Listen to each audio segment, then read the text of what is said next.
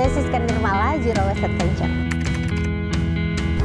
Zero Waste Adventure tuh sebenarnya sederhananya adalah individual movement yang aku lakukan untuk istilahnya mengkampanyekan gaya hidup zero waste tapi lewat metode berpetualang gitu, bertualang. Nggak cuma naik gunung aja sebenarnya, bisa apapun lah kegiatan di alam bebas, camping, hiking atau yang lainnya. Tapi memang mostly selama ini yang aku lakukan adalah naik gunung karena lagi banyaknya berkegiatan di situ, terus emang dari dulu juga hobinya di situ dan kegelisahannya munculnya dari situ, dari naik gunung. Jadi awalnya Zero Waste Adventure tuh aku merasa gelisah ketika naik salah satu gunung itu di Rinjani tahun 2010. Sampahnya luar biasa banyak, dan dari situ aku berpikir gimana caranya aku bisa tetap melakukan kegiatan petualangan yang aku suka tapi tidak berkontribusi sama sampahnya. Itu sebenarnya ide sederhananya. Terus dari 2012 itu mulai nyoba nerapin konsep zero waste. Sebenarnya sederhana, meminimalisir sampah dari awal gitu sebisa mungkin nol, apalagi pas lagi naik itu. Tapi aku sadar itu nggak bisa dilakukan cuma pas naik gunung, tapi aku harus merubah di keseharian. Jadi sebenarnya paralel sih berjalannya antara aku mulai di keseharian sama konsep Zero Waste Adventure itu sendiri. Nah prakteknya sebenarnya aku cerita dari pengalaman aku aja ya, waktu awal-awal nerapin Zero Waste itu tahun 2012, aku cuman mulai dari 3 hal sederhana. Bawa botol minum sendiri, terus kemana-mana selalu bawa wadah kosong kalau pengen jajan, sama terakhir itu bawa kantong kain sebagai pengganti kantong plastik. Tapi ternyata dari 3 hal ini tuh efek dominonya kemana-mana, banyak banget. Pertama, bawa botol minum sendiri, kita menghindari beli botol air minum kemasan ya, jadi menghindarin botol kemasan. Kita juga ngehindarin minuman yang nggak perlu, maksudnya minuman manis, lebih banyak minum air putih, jadi efek dominonya lebih sehat.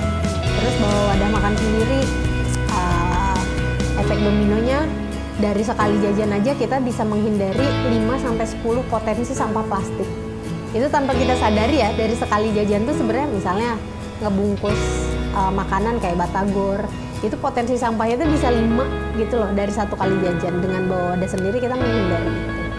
Sama bawa kantong kain sendiri itu udah jelas ya, kita ngehindarin potensi sampah plastik, dan itu tadi bisa banyak banget dari cuma satu kantong kain aja. Menyenangkan apa enggak? Yang aku rasain iya menyenangkan, karena kenapa?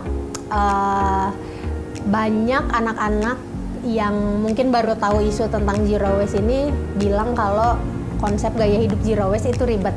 Aku yakin yang ngomong ribet itu sebenarnya orang yang belum nerapin sebetulnya gitu. Jadi ketika teman-teman udah mulai punya kegelisahan soal sampah, terus mulai nerapin zero waste, sebenarnya emang nggak akan gampang ya. Tergantung obstacle-nya, tergantung individu masing-masing di rumah atau di sekolah gitu ya, tantangannya. Tapi sebenarnya menyenangkannya kenapa? Pertama, sampah yang dihasilkan jadi sedikit gitu, minimal menguranginya tuh banyak banget. Aku kasih contoh ya, itu kan data Kementerian Lingkungan Hidup itu kita per satu hari itu, satu orang ya, itu menghasilkan 0,7 kg sampah gitu. Nah dengan gaya hidup zero waste ini, aku ngurangin sampah, terus aku mengelola sampah organik di rumah. Sampah organik yang aku hasilkan selama 1 bulan itu bisa sampai 15 kilo. Itu aku kompos sendiri di rumah. Artinya ada 15 kg sampah yang berhasil aku keep, nggak lari ke TPA gitu loh. Dan itu teh rasanya teh seneng gitu, karena at least aku tidak berkontribusi, si sampah ini nggak ke TPA gitu. Itu menyenangkan. Yang pertama itu. Yang kedua, ketika lihat setiap harinya biasanya kalau tong sampah di rumah itu penuh gitu ya. Kalau sekarang tuh aku masih ada sampah yang dibuang, tapi kayak cuman mungkin dalam durasi 1 minggu tuh cuman 1 kantong plastik kecil gitu, yang sifatnya residu atau sampah yang nggak bisa diapa-apain gitu. Itu dari hasil memilah sampah. Jadi sebenarnya menyenangkan. Terus yang ketiga menyenangkannya lagi adalah karena tadi ya aku menerapkan gaya hidup zero waste ini munculnya dari kegelisahan. Jadi aku ngerasa gelisah gitu ngelihat sampah. Jadi ketika aku berhasil menghindari potensi sampah setiap harinya, rasa kegelisahan itu tuh terobati gitu. Jadi kalau anak-anak sekarang ngomongnya healing gitu ya, nah aku tuh healingnya yaitu dengan mengurangi sampah. Jadi semakin setiap hari semakin banyak sampah yang aku hindarin, semakin kegelisahan itu terobati. Jadi rasanya seneng aja gitu, gitu sih. Nah pas SMA itu sebenarnya mungkin aku nggak tahu ya interest aku tuh sebetulnya kemana. Aku cuman merasa kayak aku seneng main, terus punya energi yang berlebih mungkin ya waktu itu. Aku dulu sekolah SMA di SMA 13 Bandung, perbatasan Bandung sama Cimahi ya kalau tahu. Dulu waktu SMA aku anak yang apa ya, aktif mungkin ya, tomboy. Aku dari kecil memang tomboy, jadi pas SMA juga senengnya main gitu ya waktu SMA, terus aktif makanya energinya disalurin lewat main basket waktu itu, meskipun nggak serius-serius amat main basketnya, nggak jadi atlet yang bener gitu ya, tapi emang latihan aja rutin. Terus aku nggak tahu gitu waktu itu senengnya kemana, tapi mungkin bibit-bibit seneng sama alamnya sebenarnya udah ada gitu, cuman waktu SMA itu mungkin tidak tersalurkan atau nggak ketemu sama wadah yang pas gitu ya, apalagi waktu itu dilarang gitu, jadi nggak langsung ketemu nih, tapi sebenarnya bibitnya udah ada karena sebenarnya ada keinginan untuk ke sana. Nah baru tersalurkan itu di kuliah karena ikut Mapala. Waktu kuliah juga sebenarnya kalau anak-anak kuliah itu kan mencari jati diri ya, aku juga mengalami proses itu pas kuliah. Jadi jurusan yang sebenarnya aku nggak terlalu pengen gitu, pengennya dulu masuk Unpad, Hikom Unpad, tapi masuknya ke UPI Sastra Inggris. Mata pelajaran yang dulu sebenarnya bahasa Inggris tuh aku kedua terbaik setelah olahraga gitu. Jadi alasannya waktu itu cuma itu aja. Jadi pas kuliah juga aku belum tahu nih mau kemana arahnya. Terus sama masih punya energi yang berlebih juga, disalurinnya naik gunung, terus belajar banyak hal di Mapala. Terus tiba-tiba setelah lulus kuliah, alhamdulillahnya tuh langsung kerja. Jadi cuman spare 2 bulan setelah lulus, bahkan belum wisuda waktu itu, udah keterima kerja gitu. Jadi aku yang waktu SMA dan kuliah tuh kesannya bandel karena sering main ya, tapi bandelnya positif ya, bukan hal-hal yang negatif, karena seneng main aja. Tapi langsung kerja tuh jadi orang tua pas aku langsung kerja tuh kayak alhamdulillah gitu ya, dulunya dianggap kayak nggak tahu nih anak mau kemana, tapi ternyata langsung kerja. Dan salah satu pekerjaan yang aku juga tidak pernah menyangka bisa jadi jurnalis, waktu itu keterima sebagai wartawan tulis di Pikiran Rakyat.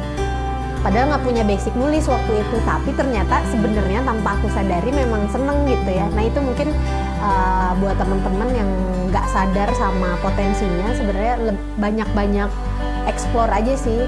Mungkin dulu aku kurang mengeksplor diri, jadi nggak sadar bahwa aku tuh senang menulis, terus seneng ke alam, yang ternyata dua hal ini tuh bagian dari puzzle hidup aku yang ternyata setelah kerja itu lebih komplit lagi gitu, karena dapat banyak insight, ketemu banyak orang gitu, jadi semakin terasa gitu ya pola pikirnya, yang akhirnya nyambungnya itu di tahun 2012 kepikiran konsep Zero Waste Adventure, aku mengembangkan itu yang ternyata jadi puzzle utuh sih kalau aku ngelihatnya ya. Puzzle utuhnya apa?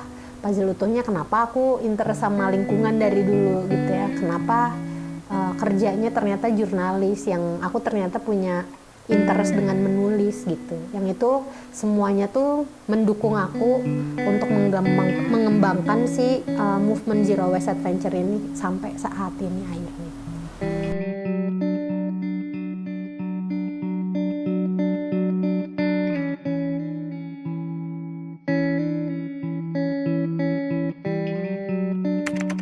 Toko Nol Sampah nih idenya awalnya karena setelah 2012 aku mulai nerapin Zero Waste, 4 tahun kemudian aku punya ide pengen bikin toko. Kenapa pengen bikin toko? Sebenarnya karena aku butuh punya supporting system yang bisa mendukung si gaya hidup ini, karena waktu itu masih susah gitu ya, mau belanja bumbu tanpa kemasan di mana gitu, terus pengen cemilan tanpa kemasan di mana nggak ada gitu. Jadi akhirnya kepikiran bikin toko, tapi 2016 tuh nggak langsung dieksekusi. tokonya sendiri akhirnya baru bisa akhirnya aku bangun tuh 2020, September 2020. Jadi baru 3 tahun terakhir ini gitu si tokonya. Nah, tokonya sendiri sebenarnya konsepnya adalah toko kelontong curah, di mana orang-orang yang belanja ke sini itu bisa belanja kebutuhan sehari-hari, terutama bumbu-bumbu dapur yang bisa mereka beli dengan bawa wadahnya sendiri, dan memang harus bawa wadah sendiri gitu. Sistem penjualannya sebenarnya toko offline.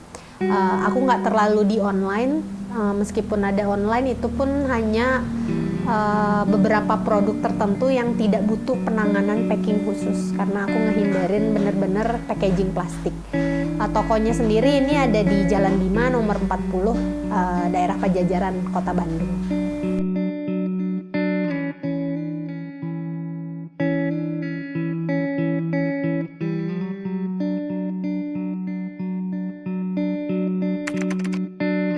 Wah, anak muda sekarang mah Gen Z apalagi ya, potensinya tuh luar biasa sih kalau sekarang.